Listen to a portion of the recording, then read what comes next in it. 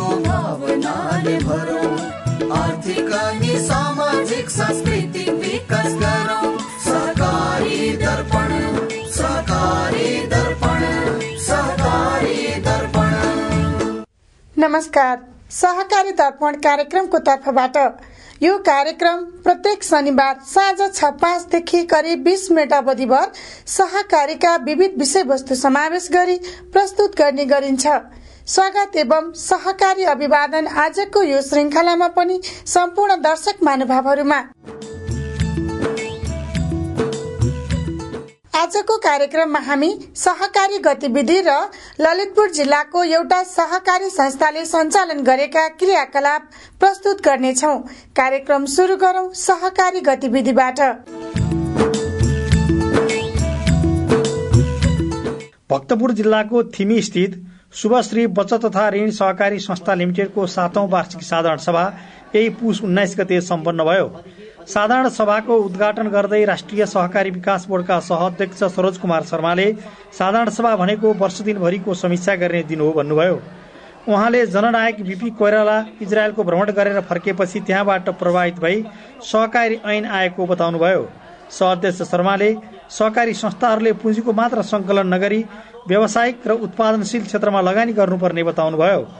संस्थाका अध्यक्ष ज्ञान कृष्ण श्रेष्ठको सभापतित्वमा सम्पन्न साधारण सभामा अध्यक्ष श्रेष्ठले संस्थाको आर्थिक वर्ष 70-71 को सञ्चालक समितिको प्रतिवेदन प्रस्तुत गर्नुभएको थियो।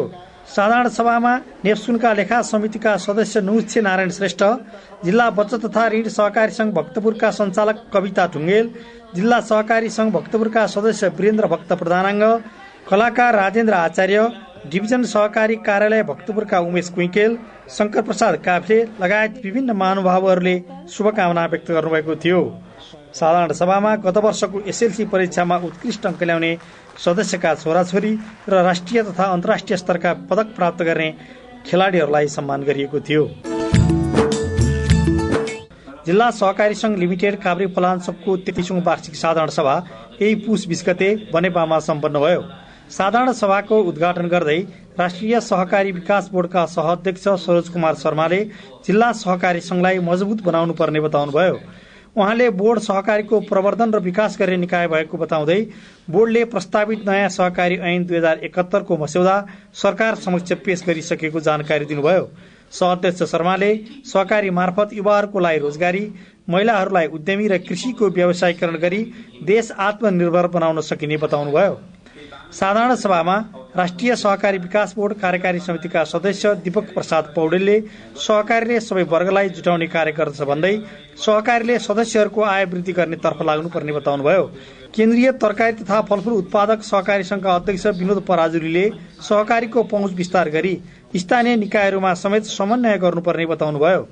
संघका अध्यक्ष सोमप्रसाद हुमागाईको सभापतित्वमा सम्पन्न साधारण सभामा अध्यक्ष हुमागाईले संघको प्रतिवेदन प्रस्तुत गर्नुभएको थियो भने साधारण सभामा नेपाल बचत तथा ऋण केन्द्रीय सहकारी संघका सञ्चालक सदस्य उद्धव साकोटा, केन्द्रीय दुग्ध सहकारी संघका सञ्चालक रुद्रनाथ गौतम, डिभिजन सहकारी कार्यालय काभ्रेका प्रमुख चेतनाथ गिरी, जिल्ला बचत तथा ऋण सहकारी संघ काभ्रेका अध्यक्ष रामहरि केसी, जिल्ला पशु सेवा कार्यालय काभ्रेका प्रमुख सम्झना काफ्ले, जिल्ला कृषि सहकारी संघ काभ्रेका अध्यक्ष दीपक जंगम लगायत वक्ताहरूले शुभकामना व्यक्त गर्नुभएको थियो। साधारण सभामा उत्कृष्ट कार्य गर्ने विभिन्न सहकारीहरूलाई कदर पत्र प्रदान गरिएको थियो। आदरणीय दर्शक महानुभावहरू, गतिविधिपछि अब प्रस्तुत गर्दैछौं सहकारी संस्था चिनारी। हामीले प्राय जसो देशका विभिन्न स्थानमा सञ्चालित अन्यका लागि समेत अनुकरणीय बन्न सकेका सहकारी संस्थाका क्रियाकलापलाई प्रस्तुत गर्दै आएका छौं।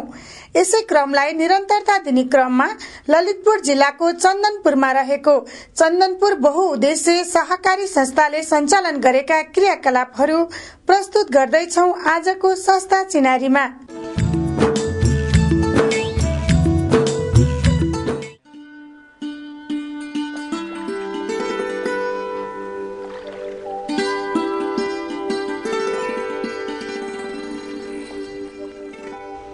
ललितपुर जिल्लाको दक्षिणी भेग उपमहानगरपालिका क्षेत्रदेखि करिब 50 किलोमिटरको दूरीमा रहेको यो पहाड़ी भौगोलिक अवस्थिति यहाँबाट उत्तरतर्फ देखिने हार मिलेर रहेका यी हिम श्रृंखलाको अभूतपूर्व दृश्यावलोकनले जो कोहीको मनलाई प्रफुल्लित गराउँछ।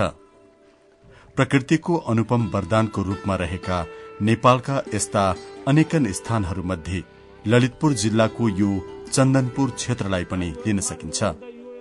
उर्वर जमीन तथा खेतीपातीको लागि उपयुक्त हावापानी यहाँका प्राकृतिक विशेषता हुन् भने यहाँका मेहनती लगनशील कृषकहरूको सक्रियताले सिर्जेका गहरा कान्ला तथा खेतीयोग्य फाँटहरू प्राय सधैँ हराभरा अनि समृद्ध देख्न सकिन्छ। साथै यहाँका स्थानीयको उन्नत सोच र व्यवहारले फेरिएको अवस्थाको आधारको रूपमा आज उन्नत प्रविधिमा आधारित पशुपक्षी पालन, कृषिजन्य व्यवसायहरू तथा आधुनिक यान्त्रिकरणको उपयोगमा समेत अगाडि बढ़िरहेको महसुस गर्न सकिन्छ। यो क्षेत्र यस्ता क्रियाकलापको माध्यमले स्थानीयलाई एउटै सूत्रमा आबद्ध गरी सबैको लागि एक र एकका लागि सबै भन्ने सहकारीको मूल भावनामा सम्मिलित गराउन ललितपुर जिल्लाको चन्दनपुर वडा नम्बर 2 मा रहेको विक्रम सम्वत 2051 सालमा स्थापित यो चन्दनपुर बहुउद्देश्य सहकारी संस्था स्थानीयको आस्थाको केन्द्र बनेको छ। खास गरी आर्थिक अभावका कारण पछाडि परेका यहाँका स्थानीयहरूलाई क्रियाशील गराई सानो सानो लगानीको माध्यमले उनीहरूलाई व्यावसायिक क्रियाकलापमा सरिक गराई जीवनस्तर माथि उठाउने मूल उद्देश्यका साथ यसको स्थापना भएको पाइन्छ। पुँजीको अभावमा सामूहिक काम गर्नको लागि जुन समस्या भइरहेको सन्दर्भमा सहकारिता चाहिँ एउटा विकल्प हुन सक्छ भनेर जब सहकारी ऐन 2048 मुलुकमा जारी भइसकेपछि हामीले केही अन्य सहकारी संघ संस्थाहरूको स्थापना भएको देखेर त्यसबाट हामीले पनि हाम्रो क्षेत्रमा केही गर्नुपर्छ भनेर यो संस्थाको प्रारम्भ गरेका हौं। यो चन्दनपुर क्षेत्र पशुपालनको लागि अति नै राम्रो वातावरण भएको कारण निकै अगाडिदेखि नै यहाँका स्थानीयले जीवन गुजाराको लागि पशुपालनलाई पेशाको रूपमा अगाडि आएको पाइन्छ। समय अन्तरसँगै पशुपालनलाई आधुनिकीकरण गरी बढ़ी आयमूलक बनाउन सहकारी संस्थाले गरेको प्रयासको प्रतिफल स्वरूप अहिले कृषकहरू उन्नत नस्लका पशुपालनमा जुटेको पाइन्छ। यसको लागि सदस्यहरूलाई आवश्यक आर्थिक ऋण सहयोग सहकारी संस्थाले उपलब्ध गराइदिने गरेको छ। संस्थाबाट ऋण सहयोग लिई दूध उत्पादनको लागि पशुपालनमा जुटेका एकजना कृषक सदस्य काम गर्दाखेरिमा अब हामीले तीबाट ऋणको सुविधा सबै कुरा हुने त्यो बहुउद्देश्यले हामीलाई ऋण दिनलाई सहयोग धेरै कृषकहरूलाई सबैलाई जति जे गर्दा भने नि ऋण स्वरूप हामीले काम गर्न पाउने मौका भएको भन्दा अहिले पनि त्यही उद्देश्यबाटै म गर्छु भनेर चाहिँ तीबाटै ऋण लिएको हो। पहिला मलाई त्यति पैसाको अब दुखै भएर अभाव भएर मैले ऋण लिनु पर्यो। मैले अब भर्खर 2 महिना भयो तपाईको पुग्न 2 महिना भयो। अब मैले वर्ष 2-4 वर्षै त्यसरी गरेँ भने मलाई पैसाको अभावै पर्दैन। किन भन्नुहोस् न, अब बालबच्चा पढाएर हुर्काएर अब सबै कुरा गर्दै गइसक्यो भने अब हामी बुढाबुढी दुईजनालाई खानलाई त तपाईको अब 50-60 हजार रुपियाँ महिना कमाइयो आधी नै खर्चमा गयो भने आधी बच्यो भने हामीले खाना प्रशस्त भइहाल्छ। भोलिका दिन यो बढ्दै जानेछ, हाम्रो राम्रै गर्नुपर्छ भन्ने भावना छ मेरो चाहिँ। संस्थाको ऋण सहयोगमा विभिन्न कृषिजन्य व्यवसायमा शरीक सदस्यहरू यहाँ प्रशस्तै रहेका छन्। तिनै मध्येका अर्का सदस्य यिनी हुन् राजकुमार घिमिरे। तरकारी खेती, दूध उत्पादनको लागि पशुपालन जस्ता पेशामा दत्तचित्त भई लागि परेका छन्। यही व्यवसायबाट भएको आमदानीले घर खर्च, केटाकेटीको पढ़ाई खर्च साथै अन्य व्यावहारिक कार्यको लागि पनि सजिलो भएको छ। यसको साथै सबै खर्च कटाएर वार्षिक 1.5 लाख रुपियाँ जोगाउन पनि सकेको यिनी बताउँछन्। अब बच्चा बच्ची पढाउने अब चाहिँ अनि अब घरैसी हाम्रो बुइनीहरूको बिहा गर्न थियो, त्यो पनि मैले त्यसैबाट चाहिँ उपलब्धि गरिसकेँ। अहिले अब व्यवसायलाई सकेसम्म अलि विस्तार गर्ने नै योजनामा छु। सहकारीले अब हरेक खालको प्रेरणा दिइरहेछ हैन। रोजगारीको लागि विदेशी नै लहर विपरीत यहाँ सबै परिवारसँग रही उनीहरूको समेत सहयोगमा व्यावसायिक कृषिका क्रियाकलापमा लागेको देख्न सकिन्छ। यसले एकातिर आर्थिक उपलब्धि मिलेको त छ नै, अर्कोतिर घरका महिलाहरूलाई पनि प्रत्यक्ष रूपमा व्यवसायमा शरीक बन्ने वातावरण मिलेको छ। जसका कारण महिलाहरूमा आत्मविश्वास बढ़ाएको छ र आत्मनिर्भरताको अनुभूति गराउँदै लगेको अनुभव गर्न सकिन्छ। तरकारी खेती तथा गाई भैंसी पालनका अलावा यहाँका बासिन्दाको अर्को प्रमुख व्यवसायको रूपमा रहेको छ बाख्रा पालन। बाख्रा पालनबाट प्रत्यक्ष रूपमा आर्थिक आमदानीको साथै अप्रत्यक्ष रूपमा यसको मलबाट विभिन्न कृषि पेशाको लागि सहयोग मिल्ने भएकोले दोहोरो फाइदाको लागि कृषि तथा पशुपालन साथै गर्नुपर्ने व्यवसायीको धारणा रहेको पाइन्छ। बाख्रा पालन र तरकारी खेती गरी आफ्नो विधि व्यवहार चलाउँदै आएका एकजना सदस्य आफूले प्राप्त गरेको उपलब्धि यसरी सुनाउँछन्। उपलब्धि अरू चाहिँ ठिकै छ सर, बालबच्चाको भविष्य अलिकति उज्यालो गरा।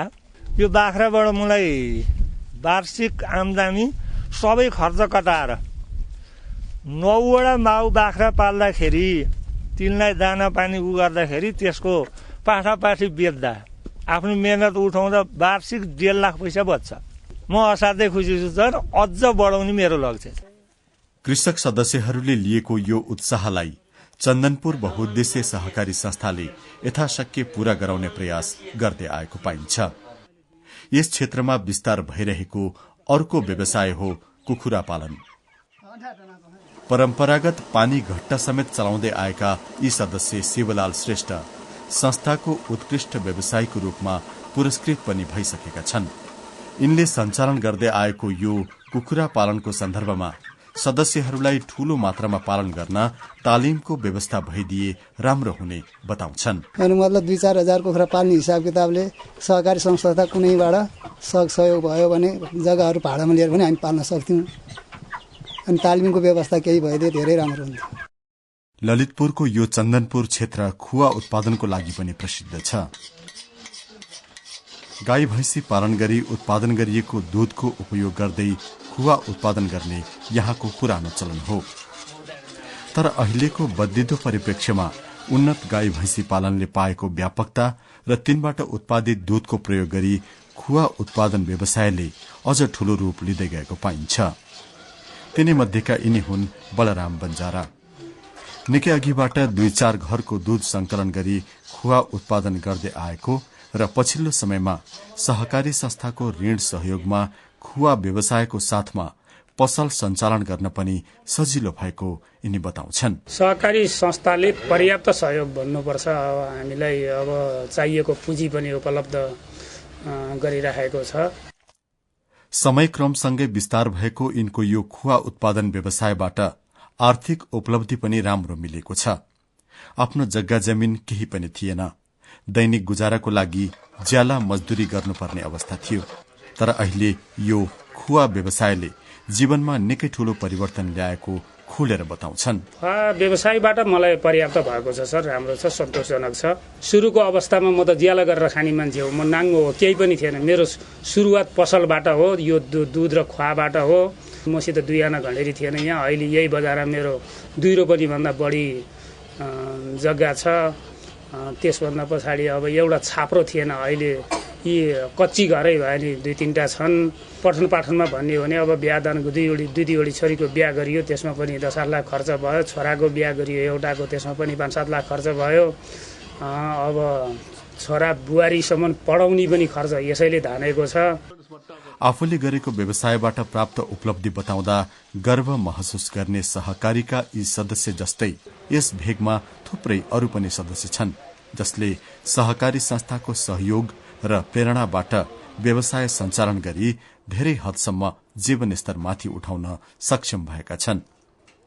यसले एकातर्फ सदस्यहरूलाई प्रत्यक्ष लाभ मिलेको र सहकारीतर्फ आम मानिसको आस्था र विश्वास बढ़ेको पाइन्छ भने अर्कोतर्फ संस्था पनि आर्थिक रूपमा सक्षम बन्दै गएको भनाइ पाइन्छ। सदस्य केन्द्रित भएर हामीले उहाँहरूलाई सहयोग गर्दै जाँदाखेरि उहाँहरू हाम्रो संस्थामा धेरै आकर्षित भएर आउनु भएको छ र उहाँहरूको मनोभावना अनुसार उहाँहरूले सञ्चालन गर्नुभएको व्यवसायमा हामीले सहयोग गर्दै आएका छौं र विगत वर्षभन्दा अहिले सदस्य बढ्ने क्रम बढी छ।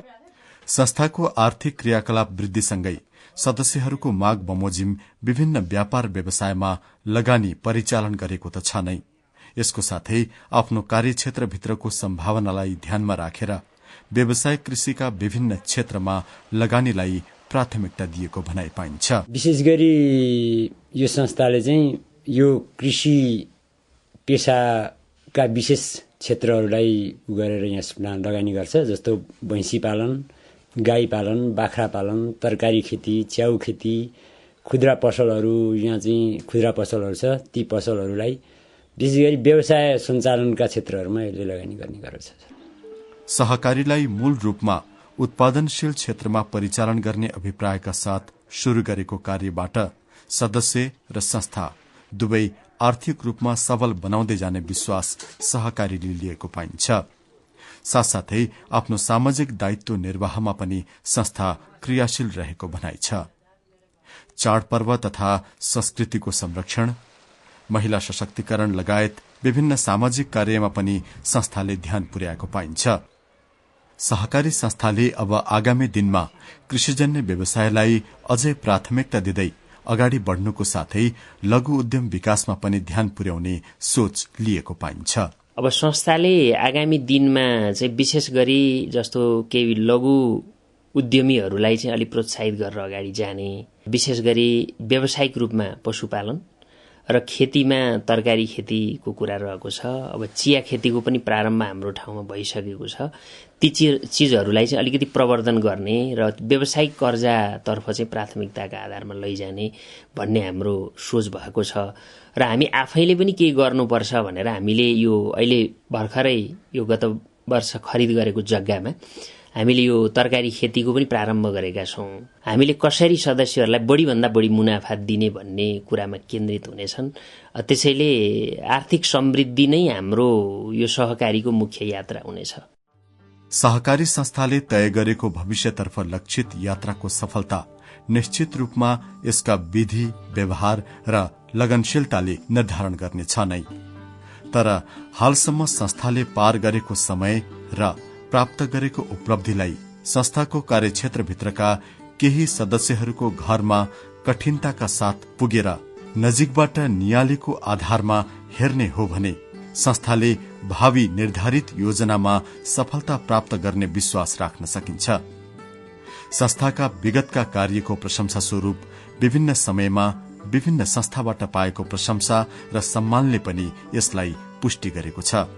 ललितपुर जिल्लाको चन्दनपुर वडा नम्बर 2 मा रहेको यो चन्दनपुर बहुउद्देश्य सहकारी संस्थाले तय गरेको भावी यात्रा र सदस्य केन्द्रित विभिन्न कार्यमा सफलता मिल्दै जाओस्, हाम्रो शुभकामना। दर्शक महानुभावहरू, कार्यक्रमको बारेमा तपाईका पनि केही धारणा वा प्रतिक्रिया छन् भने हामीलाई पठाउन सक्नुहुनेछ। यसको लागि हाम्रो ठेगाना हो राष्ट्रिय सहकारी विकास board, Pulchowk, Lalitpur, post box number 5717, phone number 5010-131, email coopdex@gmail.com। हाम्रा सबै प्रसारित कार्यक्रमहरू आफ्नो सुविधा अनुकूल वेबसाइट www.ncdb.org.np मा हेर्न सक्नुहुनेछ। हवस् त दर्शक महानुभावहरू, आजको हाम्रो कार्यक्रमको निर्धारित समय सकिने लागेको छ। सहकारी सम्बन्धी विविध सामग्री लिएर आगामी शनिबार साँझ 6:05 मा भेट्ने बाचा गर्दै आजको सहकारी दर्पणबाट हामी सबै बिदा चाहन्छौं। नमस्ते, जय सहकारी।